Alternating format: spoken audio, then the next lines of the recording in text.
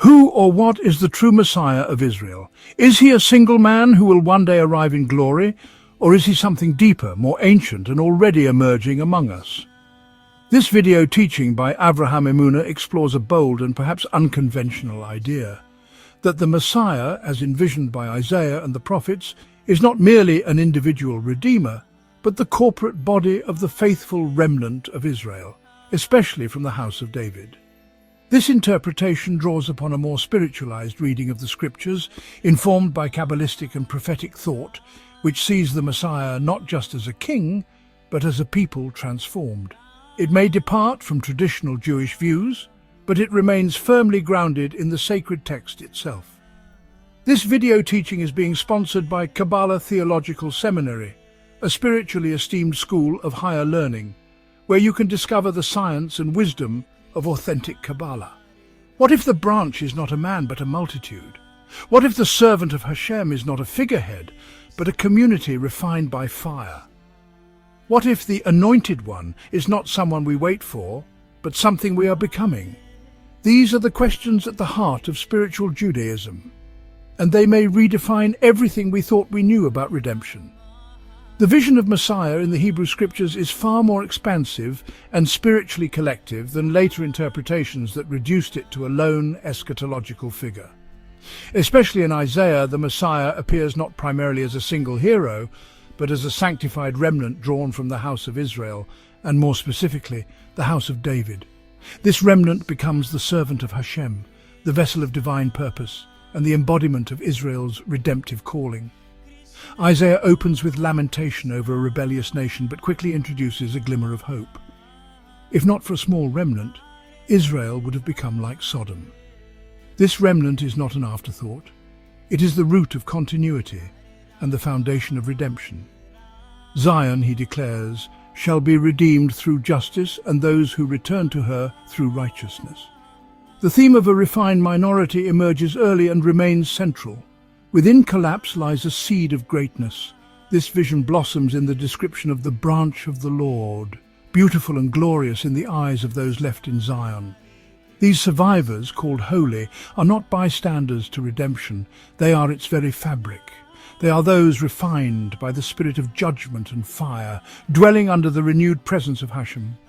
The branch in this imagery is not an individual, it is a people. It springs from roots that span generations and bears fruit to bless the world. Isaiah's use of botanical imagery is deliberate. The branch, tzemach, and root, shoresh, signify living systems. Roots nourish from hidden places, branches stretch outward and multiply. These are not symbols of singularity, but of generative power, continuity, and expansion.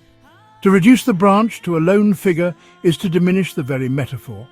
A branch exists in relationship. It extends from a greater body, contains within it future growth, and connects heaven to earth. In Isaiah's 6th chapter, the prophet receives his commission and is told his words will fall on deaf ears until judgment comes. Yet hope is not lost. A tenth will return like a stump of a great tree. That stump is called the holy seed. This holy seed, concealed yet alive, is the foundation of renewal. It is the very root from which the branch of Jesse will later emerge. Before the shoot is introduced, the remnant has already been revealed.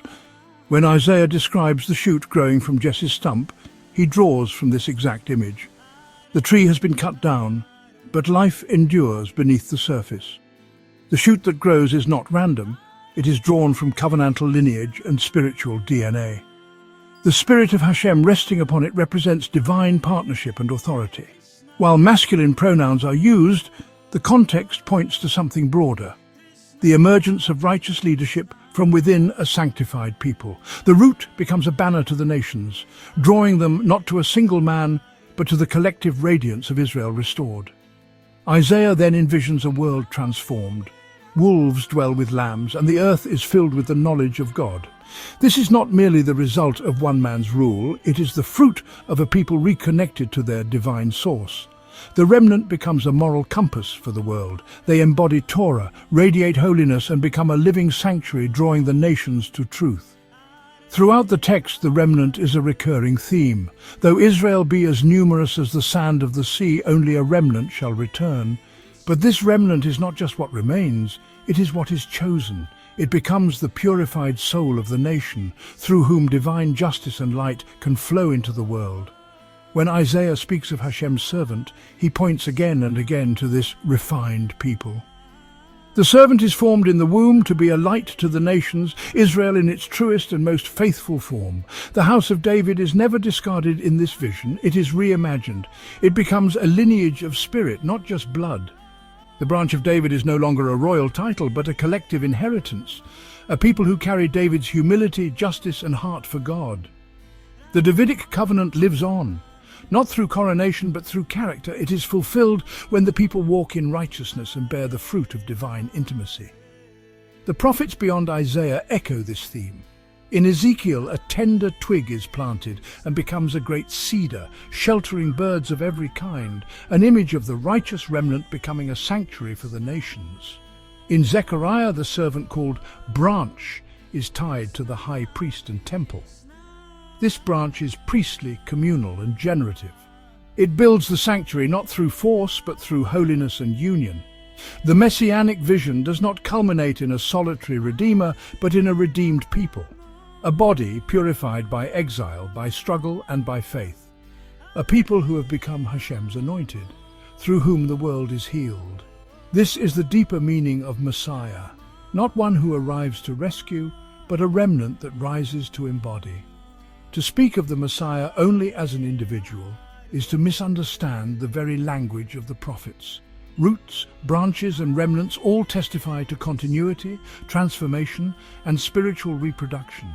The true messianic hope of Israel is not merely a king, but a kingdom. Not merely a man, but a people. Not merely a moment, but a process. The Messiah is the remnant sanctified, the servant refined, the house of David reborn and raised up. Thank you for watching. This presentation was brought to you by Avraham Emunah and is sponsored by the Kabbalah Theological Seminary. The ideas shared here reflect my personal understanding and are not intended to represent the official position of any single religious movement or denomination. To explore deeper teachings in authentic spiritual Kabbalah and begin your own journey of higher learning, visit KabbalahSeminary.org and discover the classes and resources available to you.